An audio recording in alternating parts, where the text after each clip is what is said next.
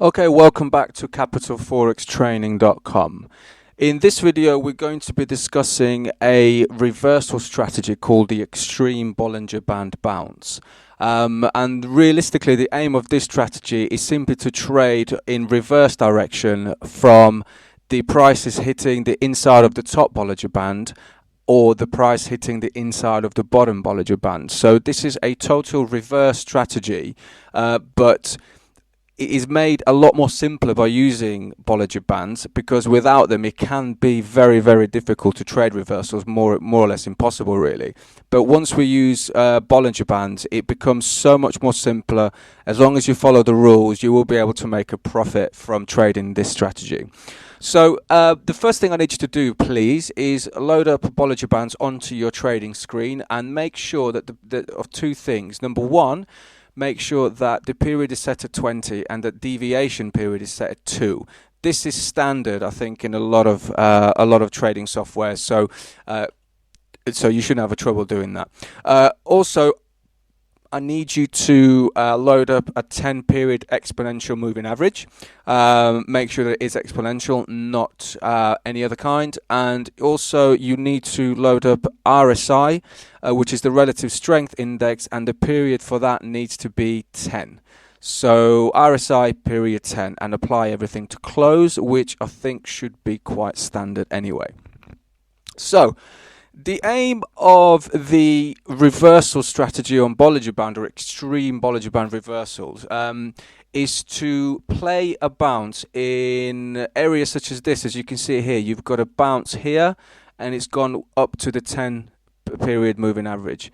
You've got a bounce here, it's gone up to the 10-period moving average. You've also got another bounce here and it's gone up to the 10-period moving average. There's also another one there and another one there. In fact, we're going to pick this one here.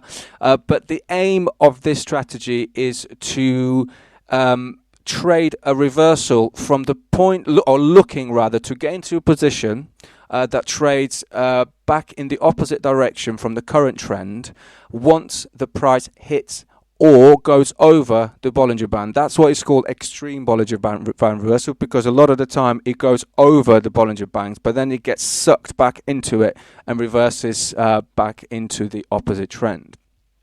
So if I just mark this up here, this is the candle that we're going to focus on if I move it. You see this candle here. I'm just going to zoom in actually to make it a little bit easier. This candle here, okay, you can see that the price has blatantly hit the bottom Bollinger Band, so I'm just going to mark it up. So what we're looking to do, as I said, is to generate a trade or enter a trade where we have a profit target up to the 10 EMA. Now that, if I just mark that up with a line there, okay, it's usually best just to put the profit target a little bit below the 10 EMA, just so you're not too greedy. And yeah, so that's what you mark up. So what we're looking to do, once we see that the price has bounced, is starting to approach, or has approached rather, the bottom Bollinger Band, we're looking to go into the M30 time frame and see whether it's done the same thing. And yes, it has, okay, and that's what we're looking for here. The M15, not quite there, but it has here, okay, so we move it one across. Remember, at this stage we don't know what any of these candles actually are, so at the moment we're waiting for the M15 candle to hit the bottom Bollinger Band, and that's what it's done. Okay, now we're looking in it. Now we have to drill down to the M5. Okay, now the M5 period is probably the most important period if you trade in H1.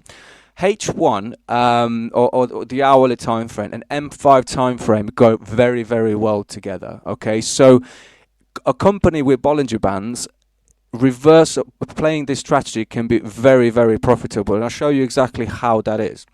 What you can see here now, as you can see, obviously the prices in the M5 time period have all pretty much hit the bottom Bollinger Band, okay, and that's great. Okay, so now we can just move that out of the way. But what you can see is that the lows that the market is making there's sort of a low there, another low there, and another low there. They're the ones that you have to pay attention to. And what we're looking for here are two things. We're looking for divergence between the lower lows and the RSI. Okay, so as you can see here, we've got lows being made in the downwards direction. Okay, and at the same time, we also got lows being made in the RSI. Okay.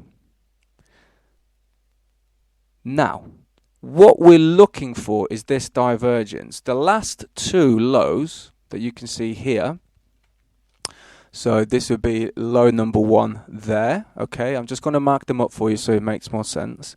And low number 2 there. Okay, those lows you can see are represented in RSI with divergence. So by that, what I mean is, if we just delete those lines, that even though there's a lower low here and a lower low there, we have a low in RSI and a higher low in RSI as well. So the lows in RSI are going in the opposite direction. Okay, so that's sign number 1. Okay, that we've got divergence in the market. Okay, and what we're also looking for in the M5 chart is for the bottom Bollinger Band to be to curl back upwards, either to be flat or start curling upwards. Okay, and we get that here. Okay, we get that there. So we've got two things here. We've got all prices now hitting the bottom the bottom Bollinger Band. We also got